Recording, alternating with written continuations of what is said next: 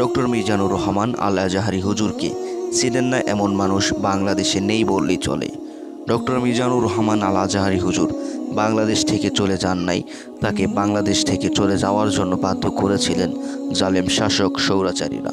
তবে 5 আগস্ট দেশটি নতুন করে স্বাধীন হওয়ার পর সবাই ডক্টর মিজানুর রহমান আল আজহারি হুজুরকে বাংলাদেশের প্রধানমন্ত্রী হিসেবে দেখতে চায়।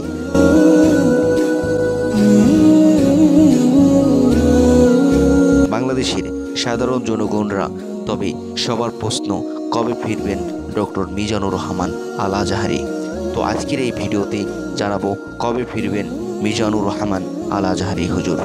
তো সম্মানিত দর্শক, 5 আগস্ট জালেমের পতন হওয়ার পর আমাদের প্রিয় আলেম ডক্টর মিজানুর রহমান আল আজহারি হুজুর লাইভে এসে নতুন করে বাংলাদেশের স্বাধীন হওয়ার ছাত্র আন্দোলনকারী নেতাদের এবং সারা দেশবাসীকে শুভেচ্ছা ও অভিনন্দন জানান।